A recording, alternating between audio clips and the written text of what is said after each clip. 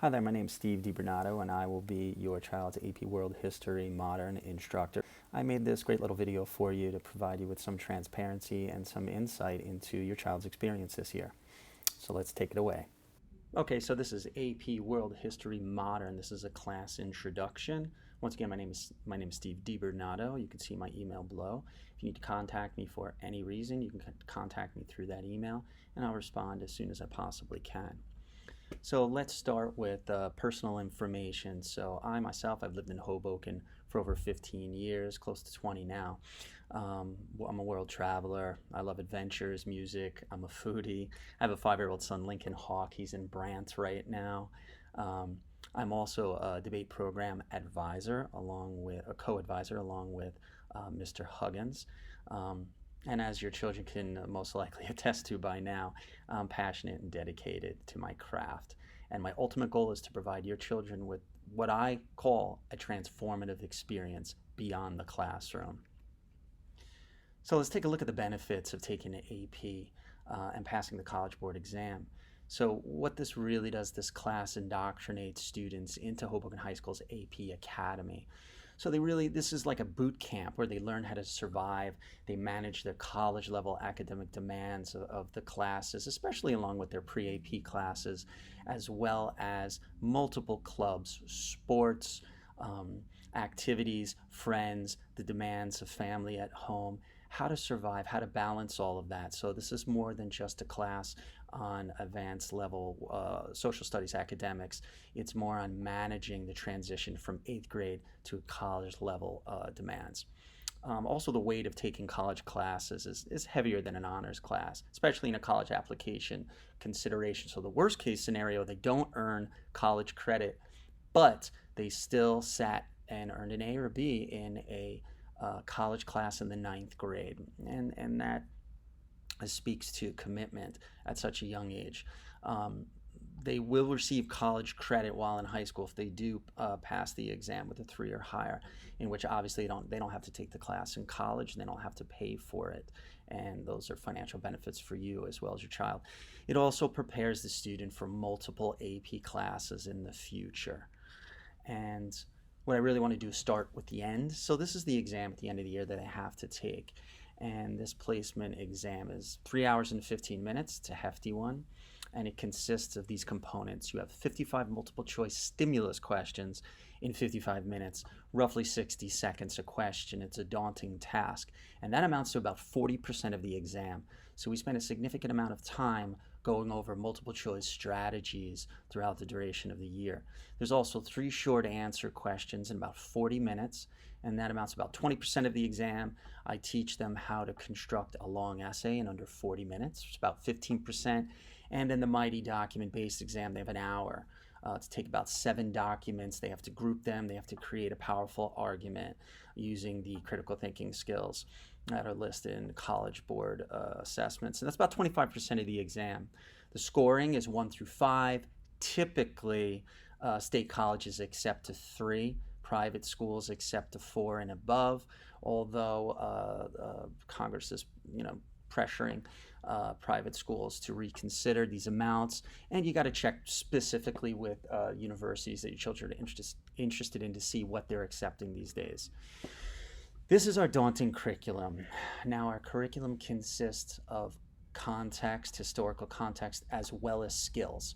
And there are many classes, AP classes, that focus directly on skills only, using a variety of context that's not demanded by College Board. But in a history class, obviously the context is just as important as the skills. So they have 71 AP World History topics we need to cover, and that amounts to 91 objectives.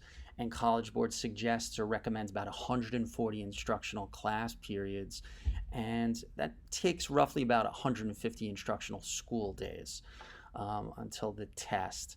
And that leaves us with roughly about a 10-day review period, although I try to speed up in reflection to how well the students are performing. If they're performing high, then we can move faster, and that leaves us with a longer review. Okay, so if we take a look at the percent of students that earn college credit in my class from 2018 along to 2022, you can see every year that it's gone up. Okay, so about 2019, we had about 42% of the students earning 3 or higher, but that went up dramatically to 53%, roughly half the class. In about 2020, 2021, through the pandemic, it still increased. So we had about 68% last year. I'm sorry, 2 years ago, and last year we achieved the 76th percentile of all students in a ninth grade AP, roughly about 40 students, and 76% of them were earning a 3 or higher. So if you take a look at the global average of scores 3 or higher, it sits at about 61%, about 250,000 students globally. In New Jersey is one of the highest achieving percentages, which sits at around 70%, and the classroom your student is sitting in is averaging almost 76%, just about 76%. So we're sitting in a great place. I'm projecting over 80th percentile this year, and that attests to your children's academic commitment, as well as where their commitment goes, my commitment goes. And that's really how we run this system. So what is my academic formula for success? And it sits at these pillars. The student's commitment to academic excellence, along with a highly strategic instructional program that I offer, which consists of a wealth of academic resources and is planned out through student-centered instruction and freedom to explore. And that's really important in my classroom. And the most important pillar is the high-quality rapid teacher feedback, which I offer them in a variety of ways. Through text, through audio recordings, one-on-one private meetings. This is academic feedback, social emotional feedback, group think tank feedback. And what we really aim to do is create a community of learners based on peer support. And I tell these students, you can't get through this alone. You need to create study groups, which we call think tanks, in which you support each other. And that's essential to being successful in AP classes in high school as well as college. My Google Classroom is not just a resource for assignments and grades. This is an academic learning center. This is a complex database of resources that I have put together over a number of years, in which students can go and explore supplementary materials, review classroom analysis through videos that I've created for virtually every analysis-based lesson, as well as background content in a variety of differentiated forms that helps the learner absorb information according to how they learn best. Let me show you what I'm talking about here. So we have a variety of resources. This is one particular homework assignment, and in this homework assignment I offer them a variety of ways in which to best absorb the information. I offer them an introduction video for the big ideas. I offer them the textbook PDF reading, which comes at a college reading lexile. For some students it's easy, other students it's a challenge, and for other students it can be a real challenge, and that's why this variety of resources I offer can help support and supplement. I offer them a PowerPoint slideshow with accompanying graphic organizers for every topic. I offer them optional supplementary materials for further research if they want to go over and beyond. I offer them informal assessments right off the homework in the form of Quizlet vocabulary pre-assessment, Albert multiple choice, stimulus pre-assessment, and then they take informal and formal assessments through AP College Board Classroom, which offers questions from previous tests so they can see the level of rigor that they need to meet to prepare for the test at the end of the year.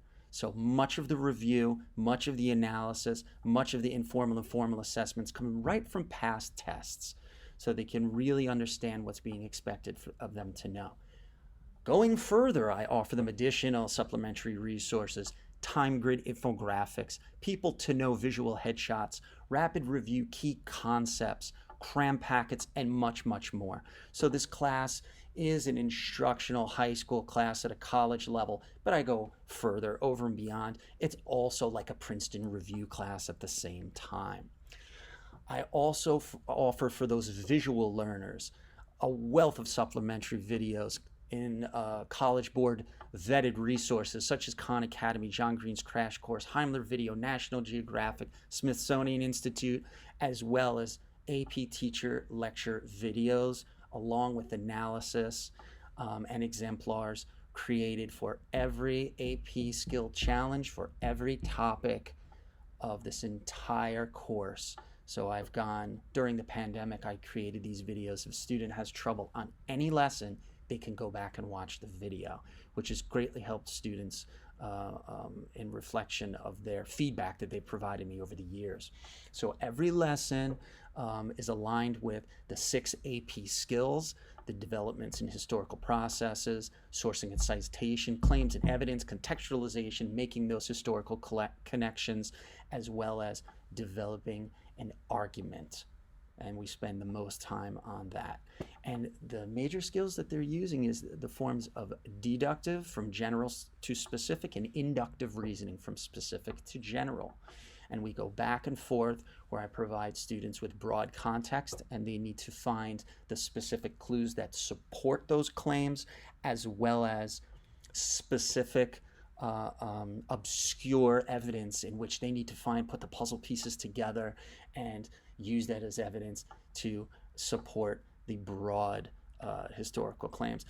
I also use a variety of graphic organizers and argumentative skills and strategies in the forms of multiple choice strategy grids to help them with the multiple choice stimulus, color-coded writing argument development to help them look at the complex structure of writing and to break it down into components they can understand, in which we can attack each color-coded component of the argument per class as we go through the writing skills workshops, as well as rhetorical analysis, graphic organizers, which really help them understand the subject, the occasion, the audience, purpose, point of view, bias, credibility, and this really helps students.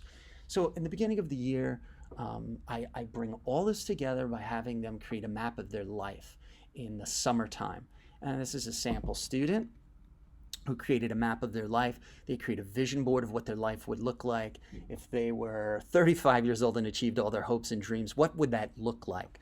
So now we start with the end in mind, and the students would create this vision board, and they create a schedule for success in which they create a structural 24-hour time grid of what they do before school, during school, and after school to organize AP and pre-AP activities, extracurricular activities, how they handle homework before, during, and after school, sports after school, extracurricular after school, and it's a great way to organize their lives. Also, in this map of their life, they track their academic adjustments. Well, they track their academics and make adjustments. So for each topic, each unit, they reflect on their social, emotional, and they reflect on their academic behavior and their scores. And they provide feedback. We have private meetings, and then they make adjustments in order to improve unit by unit. We also have year-long student data tracking where they track all their multiple choice scores. They track all their writing scores by skill and component. And we have private meetings in which they look at their strengths and weaknesses, and I can assign them assignments that would help them build weaknesses into their greatest strengths. So this is very telling. This is very empowering for the students, where they track themselves. It's like a mirror in which they look at their work, and they look at where they're strong, and they look at where they're weak, and they make promises to themselves. They make adjustments. We have private meetings, and they see if they're keeping promises to themselves, and I help them along the way. So we're going to go back to scoring for that end of year exam. And this is a big part of where students struggle with multiple choice stimulus. If you've taken a look at their grades for multiple choice quizzes, they may seem low for most of the students. And that's because of, in comparison to traditional grades, we're going to take a look at this multiple choice I'm going to show you. So 55 multiple choice stimulus questions in 55 minutes, it's almost half the test weight. It's 40% of the exam. So what you see in the College Board grading system, a 0 to 24% is struggling 24 to 49 is progressing. If your child is scoring 50 to 75%, they're excelling at the multiple choice. So any scores 50 to 75% are actually on average to above average, and 75 to 100 is mastery according to College Board. So if they're scoring from a 50 to a 90, they have a high probability of earning college credit on this exam, as long as their writing is average. So if you're scoring 50 to 75%, you're projected to score a 3 or a 4 out of 5 on this exam with average writing. And if you're scoring 75 to 100, you're projected to score a 4 or a 5. Okay, so it's very important to understand when you look at their multiple choice scores. 50 to 75% is excelling. 75 to 100 is close to mastery. Okay, now how do I know this? So Albert.io, one of our great resources, has a College Board exam score predictor. And the score predictor is through these skills: multiple choice, short answer, the long answer, and the document based. This is the test. So as we go through this, they look at their data, and they come here and they can predict their score. And as their score increases for multiple choice and writing over the course of the year, they make adjustments to this slide, to their score predictor. So you can see this is a student that's average in multiple choice. 50% only scored credit for half of the multiple choice. On the short answer, they're slightly above average. They got 2 out of 3 questions for the short answer. And for the document based, they got 4 out of 7. And for the long essay, they only scored half the credit. And this is somebody who would be average, slightly above average. And if you look on the right-hand side, they scored a 3 on the exam. So if your child is averaging 50%, 53%, if that's what the scores look like on multiple choice, as long as their writing is average, and I can almost guarantee that I can direct their writing to become above average, they're going to score college credit on this exam. As long as they're committed, this is what I say to them: as long as they're committed, they're going to score college credit on this exam. So that ends the tour of our class and the resources. And the last component to this experience is connected to Hoboken High debate. And everything we do in class is sharpening our critical thinking skills. And then I try to draw students into the Hoboken High debate program, where they use those critical thinking skills and they experience a level of success that they may have never experienced in their lives in front of their peers in terms of competition as well as adventures. So what is Hoboken High debate? Hoboken High debate consists of mock trial in Hudson County, in which we've won the county competition in the last 2 of the last 3 years. We've moved on to states, and we want to go win states this year and make it to the national competition. We have Model Congress, Harvard Model Congress, Princeton Model Congress, and Washington, D.C., and we have the Model United Nations in St. Peter's University in New York City. And I can't say enough about this program. It absolutely transcends what you're seeing on this screen into the minds and hearts of your children. If they decide to get involved, they become part of this family of support. And these students run the program. These students push each other to become closer than ever before and to face their academic and social emotional fears to become better versions of themselves, and in most cases the best versions that they can possibly be. And Mr. Huggins and I have seen these transformations over the course of over a decade, and it really does fill our hearts with joy to watch how your children grow and change, and they really, really seem to love this program. Thank you for sitting through this video with me. I hope I provided some insight into your child's experience in the AP World Modern Challenge this year, as well as the debate program.